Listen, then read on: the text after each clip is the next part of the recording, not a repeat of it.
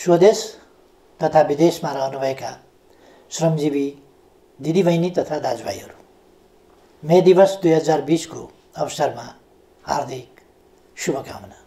बितेका 131 वर्षदेखि औपचारिक रूपमा मे 1 का दिन संसारभरिका श्रमिकहरूले अन्तर्राष्ट्रिय श्रमिक दिवस मनाउँदै आएका छन्। यो दिन काम गर्नेमाथि काम लगाउनेहरूबाट भएको ज्यादतीलाई अन्त्य गर्न ट्रेड युनियनहरूले सुरु गरेको आन्दोलनको स्मरणमा मनाउन थालिएको हो।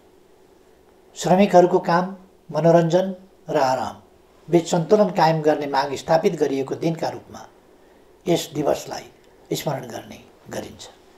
नेपालको श्रम आन्दोलनले यस दिवसलाई श्रमिकहरूको सम्मानित, समृद्ध र सृजनशील जीवनको लागि भएका सबै आन्दोलनहरूको स्मरणमा मनाउँदै आएको छ।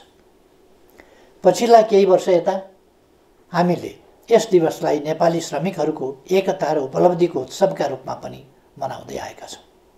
हरेक वर्ष श्रमको संसारमा भएका उपलब्धिहरूको चर्चा गर्ने र गर्न बाँकी कामहरूलाई पुरा गर्ने अठोट गर्ने दिनका रूपमा पनि मे 1 लाई लिँदै आएका छौँ। तर यस वर्षको मे दिवस हामीहरू भिन्न रूपमा मनाउँदैछौँ। कोरोना भाइरसको महामारीका कारण हाम्रो श्रमको संसार अहिले लकडाउनमा छ। मैले पहिले पनि भनेको छु, अहिले यति बेला विश्वभरिका कोरोना प्रभावित 210 मुलुकमा जस्तै हाम्रो देशको पनि उत्पादन प्रणालीको कडी टुटेको छ। हाम्रा सृजनशील हातहरू यतिखेर लकडाउनमा छन्।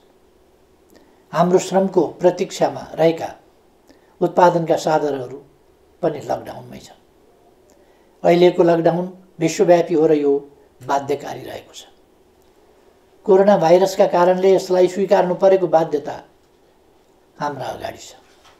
यसले निर्माण, रोजगारी र उत्पादनमा पारेको प्रतिकूल प्रभावको अवस्थाले श्रमजीवी वर्गको बुझाइ जस्तै श्रम र उत्पादनको सम्बन्ध एवं त्यसको महत्त्वलाई सबै वर्गले गम्भीरताका साथ बुझ्ने नयाँ परिस्थिति पनि निर्माण भएको छ। श्रम आधारभूत कुरा हो र जीवन प्रमुख कुरा हो। श्रम बिनाको पुँजी र प्रविधि पनि अर्थहीन हुन्छ भन्ने आजको यथार्थले स्पष्ट पारेको छ। उद्योग व्यवसाय बन्द हुँदा आम्दानी घटेका, स्वदेशमा कार्यरत सबै प्रकृतिका श्रमिकहरूका कष्टकर जीवनप्रति म अत्यन्तै दुखी छु। 1 दशकको हिंसात्मक द्वन्द्वका कारण गाउँको रोजगारी खोसिँदा सहर बजार पसेका, तर सहर बजारले रोजगारी दिन नसक्दा परदेश भासिएका लाखौँ नेपाली युवा श्रमिकहरू विभिन्न मुलुकमा कार्यरत छन्। युवाहरू विदेशिने यी र अन्य विभिन्न बाध्यकारी परिस्थिति तथा प्रवृत्ति पनि छन् र अहिले कोरोना भाइरसको महामारीका कारण न कार्यरत मुलुकमा रहन सकिने न त स्वदेश फर्किन सकिने चेपुवामा श्रमिकहरू परिरहेका छन्। यसबाट सिर्जना भएको पीडाप्रति म जानकार तथा संवेदनशील छु। यस अप्ठ्यारो घडीमा स्वदेश तथा विदेशमा रहनुभएका सम्पूर्ण श्रमजीवी नेपाली दिदीबहिनी तथा दाजुभाइहरूमा हार्दिक ऐक्यबद्धता जाहेर गर्दछु। दिदीबहिनी तथा दाजुभाइहरू, विगत 2 वर्षदेखि हाम्रो अर्थतन्त्रले तीव्र विकासको लय समातेको थियो। सरकारको संयोजनमा उद्यमी तथा श्रमिक दुवै पक्षबीच उच्च समझदारी कायम रहेको थियो। त्यही समझदारीका कारण श्रमिकको न्यूनतम पारिश्रमिक इतिहासमै उच्च अर्थात् 39% वृद्धि भएको थियो। नियमित जस्तो औद्योगिक द्वन्द्वको पीडा झेलिरहेको नेपाली श्रमको दुनियाँमा हडताल र तालाबन्दी सबैले बिर्सिसकेको नमिठो सपना जस्तो भइसकेको थियो। हाम्रो आर्थिक वृद्धि दोहोरो अङ्कको लक्ष्य हासिल गर्नेतर्फ लम्किएको थियो। सरकारले श्रम क्षेत्रमा पहिलो वर्षको तुलनामा दोस्रो वर्ष झन्डै दोब्बर बजेट वृद्धि गरेको थियो। दक्ष जनशक्ति निर्माण, रोजगारी सृजना, सामाजिक सुरक्षा र सुरक्षित तथा सुलभ वैदेशिक रोजगारीका 4 लक्ष्यमा आधारित विभिन्न कार्यक्रमहरू श्रम, रोजगार तथा सामाजिक सुरक्षा मन्त्रालय मार्फत सञ्चालनमा आएका थिए। यी 2 वर्षको अवधिमा प्रधानमन्त्री रोजगार कार्यक्रम मार्फत 22 लाख श्रमदिन बराबरको रोजगारी सिर्जना गरिएको थियो। श्रमिकको पारिश्रमिक बैंक मार्फत भुक्तानी गर्ने र काम गर्दाको समयमा वा सेवानिवृत्त भएपछिको जीवनलाई सुरक्षित गर्न योगदानमा आधारित सामाजिक सुरक्षाको सुरुवात गरियो। 1 वर्षमा कम्तीमा 100 दिन बराबरको रोजगारी प्रत्याभूत अर्थात् ग्यारेन्टी गरियो। विभिन्न मुलुकसँग श्रम सम्झौता गर्ने र प्रविधिमा आधारित सरल श्रम सम्बन्धी सेवाहरू थालियो। बेरोजगार लक्षित सिप विकास र उद्यमशीलता प्रवर्धन कार्यक्रम सञ्चालन गरियो। उच्च शिक्षा हासिल गरेका युवाहरूको लागि शैक्षिक प्रमाणपत्र धितोमा राखेर 5% ब्याज अनुदानमा 7 लाखसम्म ऋण उपलब्ध गराउन थालिएको थियो। तर यस मे दिवसको सङ्घारमा आज हामी कोरोना महामारीका विरुद्धको युद्धमा होमिएका छौँ। तत्कालको लागि हाम्रो प्रयास यस महामारीले सिर्जना गरेको समस्या सामना गर्नेतर्फ केन्द्रित छ। यतिखेर सरकार कोरोना सङ्क्रमणको रोकथाम, पहिचान, परीक्षण र उपचारमा लागि परेको छ। यसमा कमी नआओस् भनेर नै यस महामारी विरुद्धको यस युद्धमा संलग्न सबैका लागि 25 लाख रकम बराबरको बिमा गरिएको छ। व्यक्तिगत सुरक्षा उपकरणको व्यवस्थाका साथै उनीहरूको भत्तामा 100% सम्म थप गरिएको छ। लकडाउनको अवधिको पारिश्रमिक कायम गर्न र महिला स्वास्थ्य स्वयंसेविकालाई एकमुष्ट 1500 रुपियाँ थप भत्ताको व्यवस्था गरिएको छ।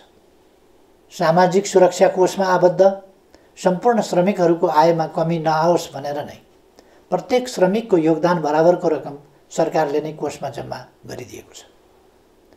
सामाजिक सुरक्षा कोषमा योगदान गर्दा लाग्ने दोहोरो करको व्यवस्था हटाइएको छ।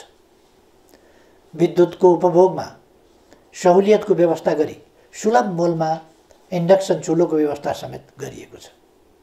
दैनिक गर्ने कामबाट जीवन धानिरहेकाहरूलाई भोकै पर्न नदिन, नेपालमा कोही भोकै पर्दैन, कोही भोकले मर्दैन भन्ने सरकारको नीति अन्तर्गत स्थानीय तह, प्रदेश तथा केन्द्रीय प्रशासनको संयोजनमा राहतको व्यवस्था गरिएको छ। श्रमजीवी दाजुभाइ तथा दिदीबहिनीहरू, म ठान्दछु श्रमजीवी वर्ग भनेको दुःख गर्न सक्ने तर सुखको सपना देख्ने वर्ग हो, परिवर्तनको संवाहक हो र सबै आत्तिएको बेला ढाडस दिन सक्ने अनि आफै अघि सरेर समस्याको सामना गर्न सक्ने वर्ग श्रमजीवी वर्ग हो।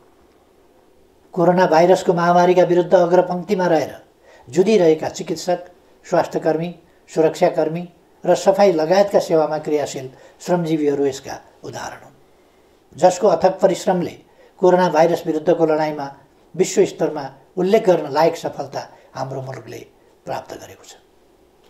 हालसम्म यो महामारी समुदाय स्तरमा फैलिनबाट रोकिनु र कुनै पनि मानवीय क्षति नभएको गरिबीको रेकर्ड कायम रहनु सन्तोषको विषय हो। आफैलाई जोखिममा पारी अरूको जीवन रक्षामा संलग्न उहाँहरू सबैको म उच्च प्रशंसा गर्न चाहन्छु। मलाई थाहा छ अवधिको हिसाबले यस वर्ष श्रमिकहरूको न्यूनतम पारिश्रमिक पुनरावलोकन गर्नुपर्ने वर्ष हो। तर तपाईँ हामी सबैलाई थाहा छ अहिले परिस्थितिले हामीलाई साथ दिइरहेको छैन।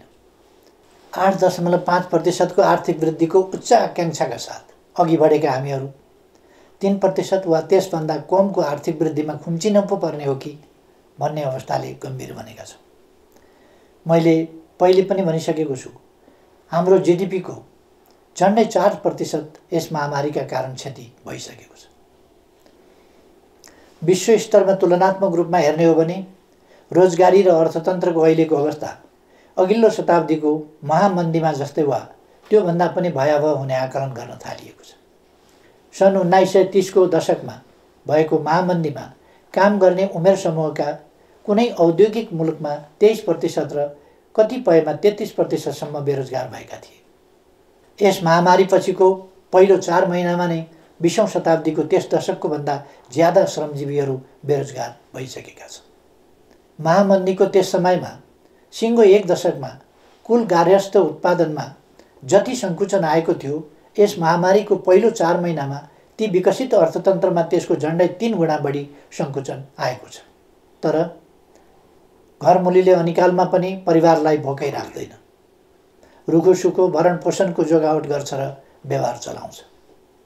तपाईँहरूको यस प्रधानमन्त्रीले नेतृत्व गरेको सरकारले पनि उपलब्ध स्रोत र साधनले भ्याएसम्म सुविधाको जोगावट गर्छ। कसरी? अबका हाम्रा सबै प्रयास स्वस्थ नागरिक, सिपयुक्त नागरिक, मर्यादित काम र सामाजिक सुरक्षातर्फ केन्द्रित हुनेछ। भूकम्पपछिको यस दशकलाई हामीले पुनर्निर्माणको दशक बने झैँ अबको हाम्रो पहिलो लक्ष्य कोरोनाबाट हाम्रो समाजलाई मुक्त बनाउनु हुनेछ। यसभन्दा अघिल्ला सम्बोधनहरूमा पनि मैले चर्चा गरेको थिएँ। यस महामारीले जनस्वास्थ्यको क्षेत्रमा हाम्रो अभिगत उदाङ्गो पारिदिएको छ।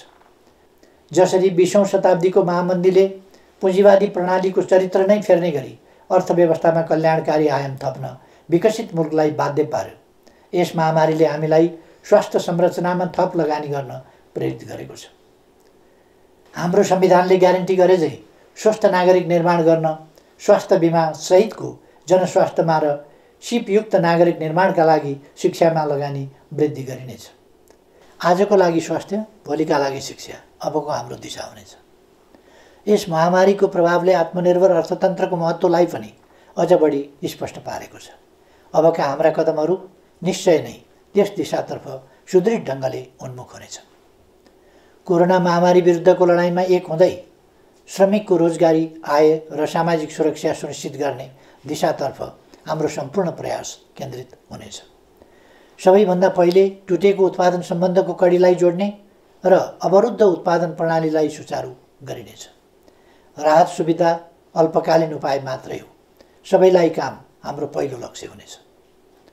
श्रमसँग जोडिएकाहरूलाई सामाजिक सुरक्षा प्रणालीमा आबद्ध गरिनेछ। काममा जो छन् उनीहरूका लागि न्यूनतम पारिश्रमिक सुनिश्चित गरिनेछ। काममा संलग्न कसैको पनि आम्दानी रोकिने वा खोसिने स्थिति आउन दिइने छैन। सङ्घ, प्रदेश र स्थानीय तहमा श्रम प्रदान प्रविधि परिचालनको प्रबन्ध गरिनेछ। श्रम र प्रविधिको संयोजन तथा ज्यालासहित जनसहभागिताको विकास मोडेल अवलम्बन गरिनेछ। वैदेशिक रोजगारीबाट फर्किएकाहरूलाई उनीहरूले हासिल गरेको दक्षता अनुरूपको स्वरोजगारी सृजना गर्न सरल कर्जा र प्रविधि हस्तान्तरणको प्रबन्ध गरिनेछ। स्वदेशमा रहेका वा विदेशमा रोजगारीमा जान नपाएकाहरूलाई प्रधानमन्त्री रोजगार कार्यक्रममा जोडिनेछ। विभिन्न मन्त्रालय, निकाय र सार्वजनिक संस्थाहरू मार्फत सिर्जना भएका कामका अवसरहरू नेपालीलाई नै सुनिश्चित गर्ने व्यवस्था मिलाइनेछ।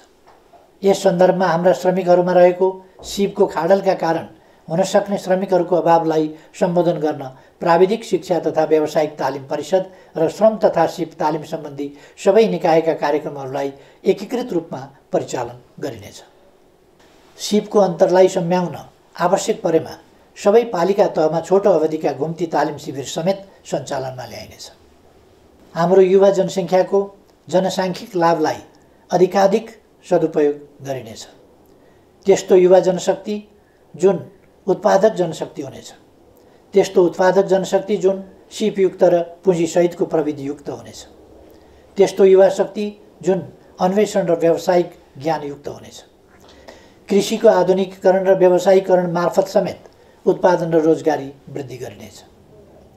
जमिन नहुने श्रमिकहरूका लागि भूमि बैङ्कलाई कार्यान्वयनमा ल्याई त्यसैको माध्यमद्वारा भूमिको व्यवस्था गरिनेछ।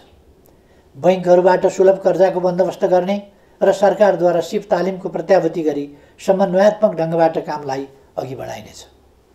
विगतका जनआन्दोलन र द्वन्द्वकालका युवा तथा अरू घाइतेहरू अझै पनि उपचारविहीन अवस्थामा रहिरहेका छन्। तिनको उपचारका लागि सरकारले पटक पटक गरेका आह्वान र प्रयासहरूको सन्देश उचित रूपमा सम्प्रेषण हुन सकेन। म आह्वान गर्दछु सम्पूर्ण घाइतेहरू प्रशासनको सम्पर्कमा आउनुहोस्। अब आफ्नो शरीरमा गोली र छर्रा बोकेर नबस्नुहोस्। उपचारको प्रबन्ध सरकारले गर्छ। यस प्रयासबाट घाइते भई अशक्त अवस्थामा रहेकाहरू पनि निको भएर स्वाभिमानपूर्वक रोजगारीमा फर्कन सक्ने अवस्थाको समेत सिर्जना हुनेछ। दिदीबहिनी तथा दाजुभाइहरू, नेपाली समाजको परिवर्तन र अहिलेको स्थायित्व एवं विकासको परिस्थिति आफै निर्माण भएको होइन। सही विचार र गन्तव्यमा आधारित बलिदानपूर्ण सङ्घर्ष र सचेत प्रयासबाट मात्र यस परिस्थितिको निर्माण भएको हो। आज नेपालका केही सञ्चार माध्यमहरू र सामाजिक सञ्जालहरूमा पनि स्थिरता, स्थायित्व र विकासका विरुद्ध देशलाई अस्थिरतातर्फ धकेल्ने प्रकृतिका प्रयासहरूको समाचार सम्प्रेषण र चर्चा भइरहेको देखिन्छ।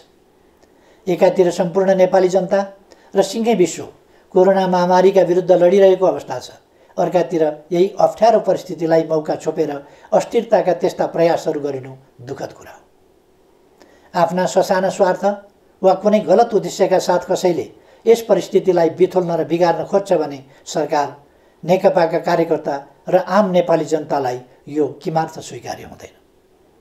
त्यस्ता प्रयासलाई सफल हुन दिइने छैन भन्नेमा म सबैलाई आश्वस्त पनि पार्न चाहन्छु। नेपालको राजनीतिक आन्दोलनले ट्रेड युनियन आन्दोलनलाई वैचारिक नेतृत्व गरिरहेको छ, तर नेपाली ट्रेड युनियन आन्दोलनले राजनीतिक आन्दोलनलाई धेरै कुरा सिकाएको छ।